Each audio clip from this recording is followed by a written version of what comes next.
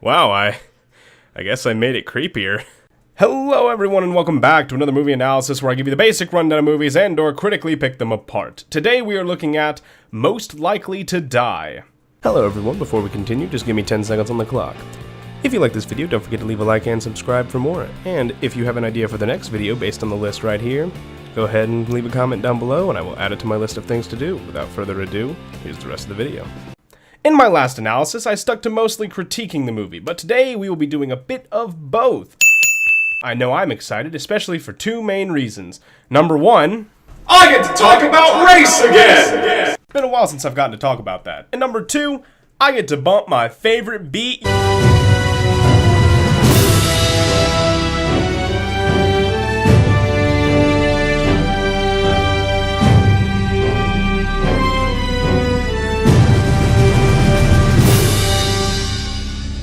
Anyway, the premise is interesting.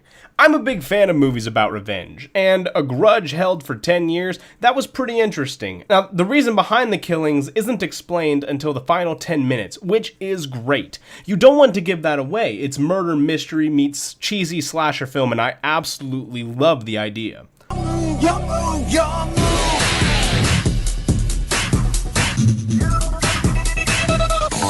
Was it the best film ever?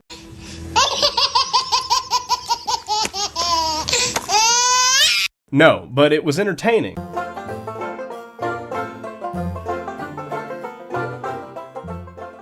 But what was so good, what was bad, and was there anything really to analyze in the movie? Well, those are the questions we shall be answering today. So, what made the movie good? The plot twists.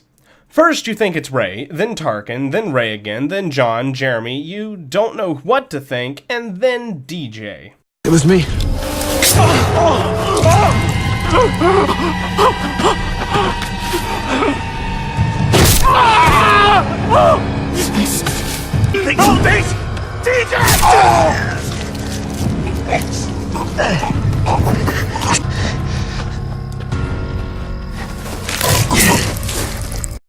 It's something that keeps you on your toes the whole time. It was also a large twist on how DJ was the killer the whole time.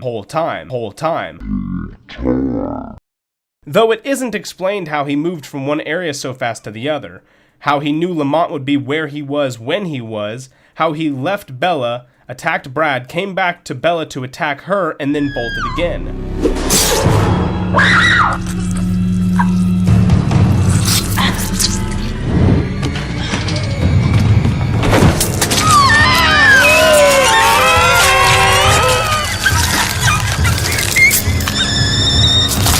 Or rather, it was explained, but with a bit of a cliffhanger. I'm not really thinking there's going to be a follow-up. Not to mention the twisted scene where Gabe shoots Jade, her friend, thinking it was the killer through a door with the reflection. I'll admit, that was probably one of the most twisted, forced betrayals I've seen. Well done. Another thing this movie did well was how they actually beat the villain.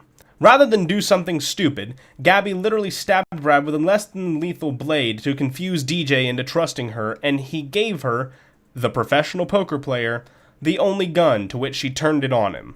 That was actually pretty good compared to how some films beat the villain. Looking at you, It. But it also did a lot of things bad. First of all, its pace. This movie, yet again, threw you into the murder within the first 7 minutes, and then it took another 20 for another death to happen. But they never even found his body, by the way, What are you doing? Then 20 minutes later, the second main character dies. That's 40 minutes between main character deaths. What was the rest? Loose, and I mean very loose tension building. Yeah. Okay, who here joined yearbook for the credits? And it looked good on my college application. And who joined for the hot teacher? Yeah. Oh, yeah, of course. So why'd you join yearbook, Gabby? Because Brad joined yearbook for the hot teacher. Oh my god. Oh my god. Oh my god. What? Ray has an original. No way. Oh my god, I thought they were all destroyed. I know. Ray must have smuggled one. We got into so much shit for that. I don't know if that's how I'd put it. It could have been way worse. You know, that was not my fault. I shouldn't have gotten into trouble at all. How do you figure that? The way I remember it, you did the eyes. No, we were... God, I still have scars on my fingers from those stupid razors. I can deal with a little yearbook carving, but Ray almost got expelled. Ray was lucky that shit went down with John. Took the heat off him. You guys, the only lucky thing that happened was that nobody got killed. You're acting like one thing wasn't directly related to the other. You think John had a gun in his locker because of a yearbook prank? I definitely think it was the straw that broke the camel's back. The acting wasn't terrible, but it was the plot. The killer used the cap as a weapon on the cap and gown, and in one scene actually headbutted a girl to death. I've looked up the movie in genre, and I can't find comedy or parody on here, so I assume that this was supposed to be a serious action, not to mention that one of the songs being used as a tension builder is my jam. No, but seriously, the song is called Pomp and Circumstance and is one of the most boring and repetitive songs out there. You might as well have gotten Happy Birthday to be your music, because it would have had probably the same effect. Happy birthday to you. Happy birthday to you. Happy birthday, happy birthday. Happy birthday to you.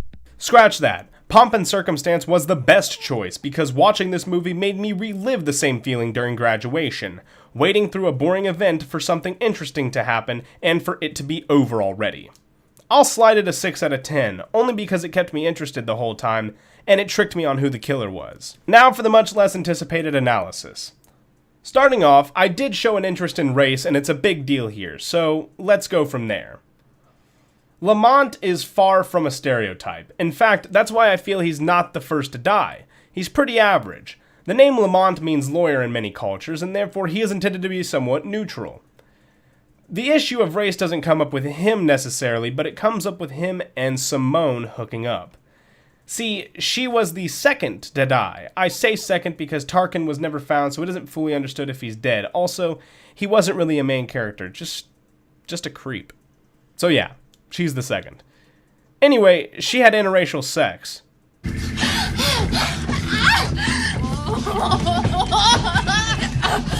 Guys. What the? Sorry, guys. Fuck DJ, knock next time. Sorry, man. guys. Something's happened to Ashley. That is a major horror taboo, and usually a good sign she'll be the next to die, if it isn't the guy. See, American culture doesn't really like that there racial mixin'.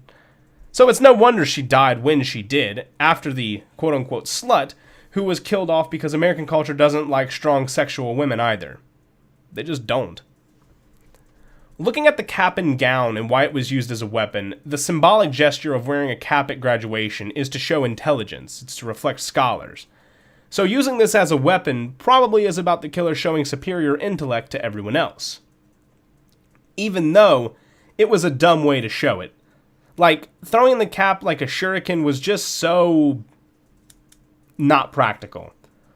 Then there was the fact this cap must have been so firmly attached that it could be used as a headbutting tool that it makes no sense why it could be so easily removed. That premise was broken. Homosexuality in this movie spanned two characters. Usually there would be only one. We have Jeremy, who has a tragic backstory with mistakes and redemption, but we also have Jade, a former quote-unquote slut. Guess who is gonna live? Ding ding ding. If you guess male who made a mistake and sobered up for the better, you get a cookie. American culture likes guys who redeem themselves from tragedy, and also the guys who don't really talk about them being gay to the point where we forget that they are gay. So another reason the lesbian had to die, and through a shooting. A disconnect and emotionless way to die, which is cold. Wow. I did not think I would have this much to say about this movie. But, thank you all for watching. I appreciate every viewer. If you have any suggestions for future videos, leave a comment down below. Remember to like the video and share it with your friends and subscribe for more. I will see you all next time.